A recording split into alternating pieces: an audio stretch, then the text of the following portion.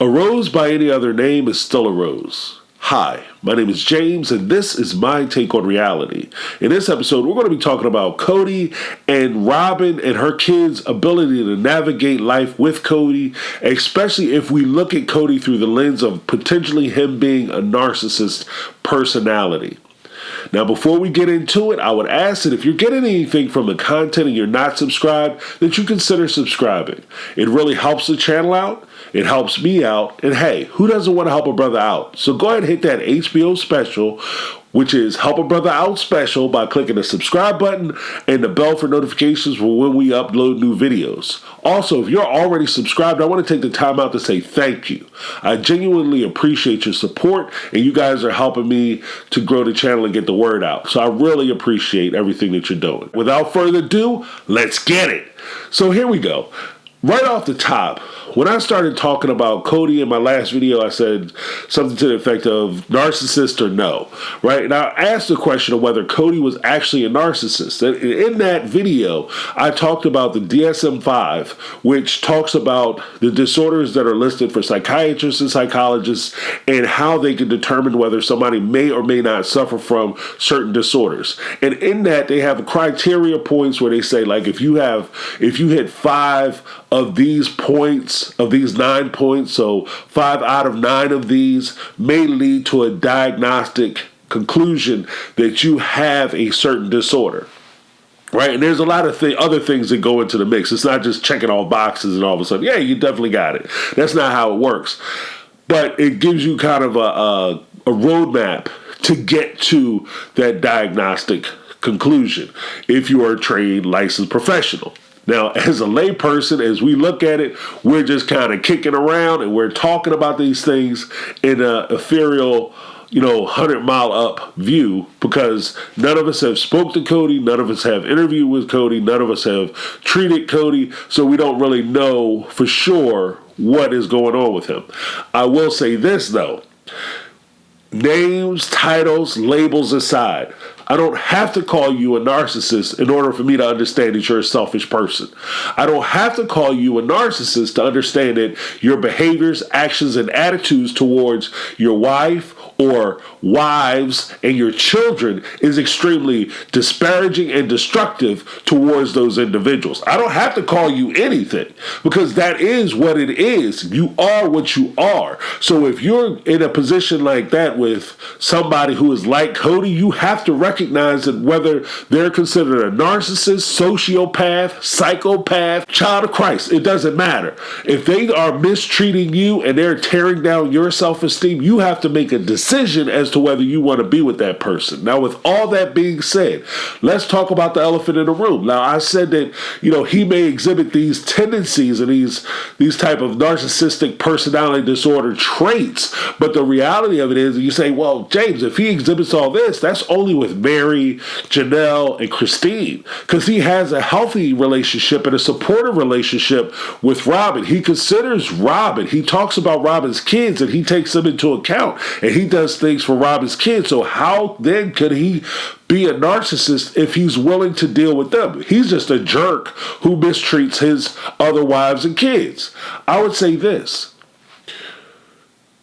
People have the ability, and it's an insane ability, to not only tolerate horrible situations and living conditions, but we actually can condition ourselves to thrive in those situations.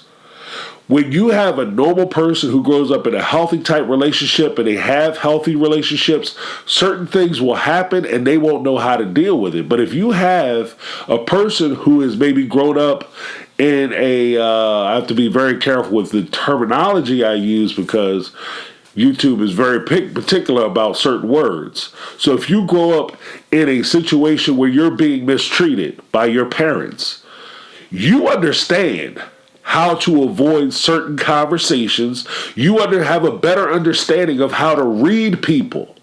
If you have been in a relationship with somebody who mistreats you, you know how to read a room. You can walk in and see that people are agitated. You can tell when people are hitting their limits. There's certain attributes you learn because your survival instinct kicks in. You learn how to navigate with people who are extremely selfish, people who are extremely derogatory, people who try to crash you and smash you down. You know how to survive in that situation. So you're there weaving and bobbing, and you're coming up with the best solutions that are best, so you can have the best possible outcome. This is a skill that's not just learned for poops and scoops, shits and giggles. This is a skill that you learn as a survival technique, how to survive certain situations.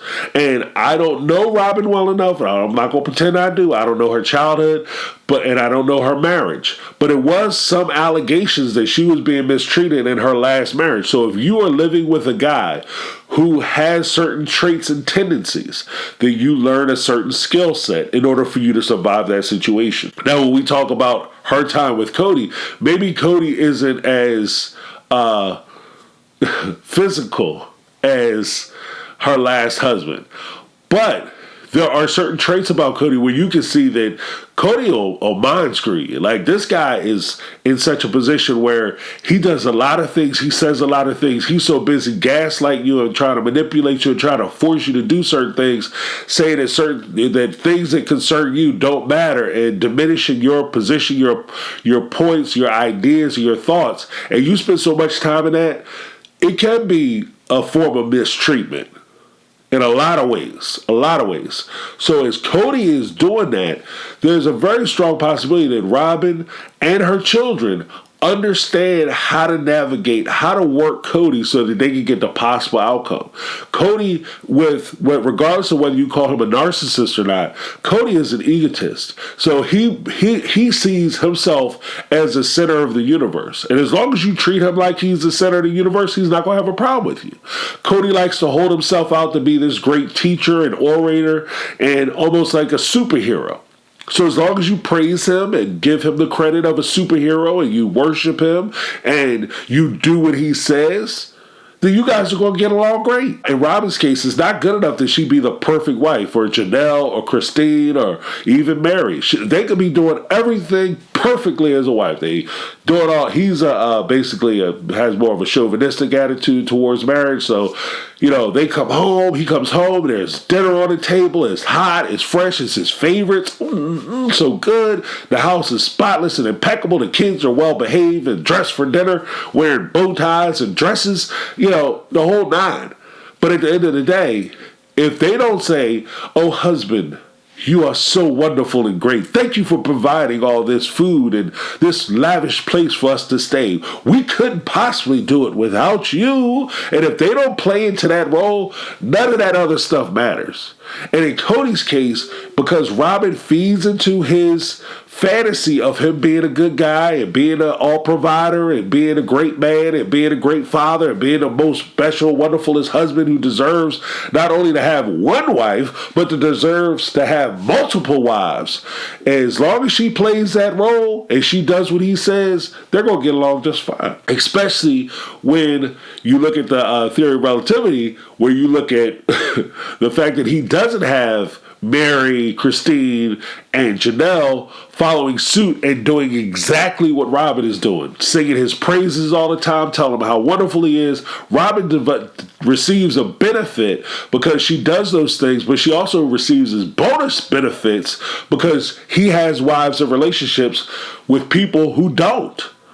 And because they don't do these things, Robyn gets a benefit. Her kids get a benefit. You have just Janelle's kids arguing with Kody, because he treats them horribly.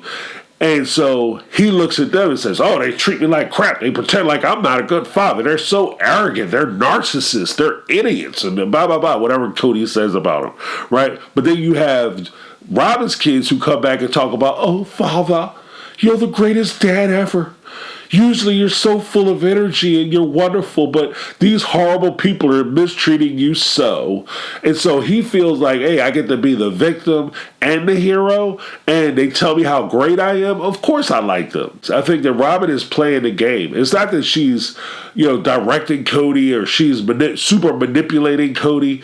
She is surviving the game using and succeeding at the game using her survival techniques and traits that she's learned probably from previous relationships. If there is something that she wants, and she wants to direct Kody's force, then she doesn't do it by telling him, hey, dude, you need to go down there and do X, Y, and Z. Hey, dude, you need to tell Janelle that she can't build on that property because I'm giving that land to my kids, right?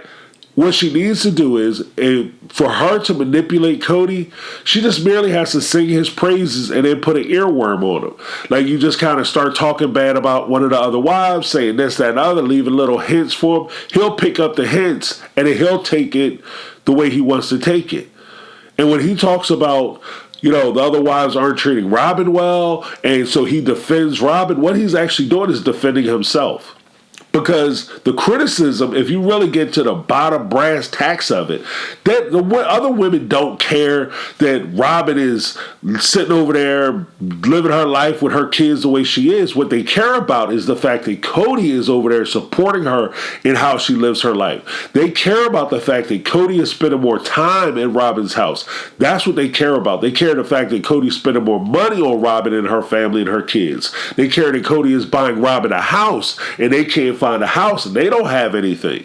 So we're talking about, in a lot of ways, the issues and problems that Christine, Janelle, and Mary have with Robyn all stem from the place of envy or jealousy, where they look at Kody spending his time with this particular part or branch of his family and he's neglecting the rest. So if you're going to say that in and of itself is not a Robyn problem as much as it is a criticism of Kody. And Kid Kody, because he's like a child, can't handle that level of scrutiny and he can't handle that criticism. So King Kody is going to come back and say, if you're saying this about Robyn, which is basically criticizing me, I'm not going to put myself in a position where I could be viewed as wrong. I'm simply going to say you're mistreating Robyn. I don't like the way you're talking to Robyn. I don't like the things you're saying about Robyn, which in essence, Robyn becomes simply an avatar for him. If you criticize Robyn about the things that they supposedly criticize Robyn about, then you're actually criticizing Kody, and that's why Kody defends Robyn the way he does. He's not defending Robyn because she's Robyn and he loves Robyn. He's defending Robyn because the things they're criticizing Robyn about are things that he's responsible for. Why does Robyn's relationship seem more valuable to him? Because she's giving him the fantasy world that he wants. One of the more dangerous things, I think, for people who are delusional, and I might cover it in another video, but I'll just touch on it here. One of the more dangerous aspects of this is that when people grow and they develop these delusional states, they develop these fantasy delusional lifestyles that don't exist, and they see themselves in a way that is not genuine and real, in real substantive ways. Not just you have high self-esteem, but you genuinely are not that person.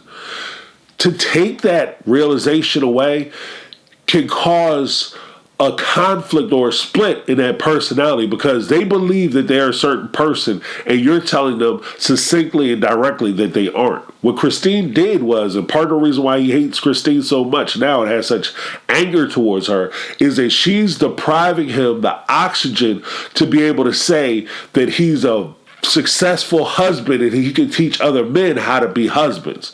He's a great man and he can teach other men how to be great men. He's the example because he's so wonderful and great. And what she said succinctly by divorcing him and leaving him and the reasons why she left him goes against all of that.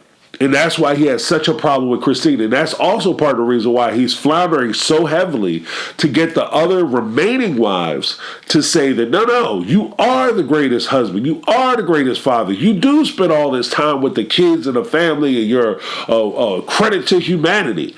Because if he can have that done, one person saying that he's crazy, she could be a liar, she could be dismissed. But the other wives saying the same thing, then Houston, we got a problem. I'm James. This has been my take on reality, and I'm out. 'Cause I've been living life right like I could just die.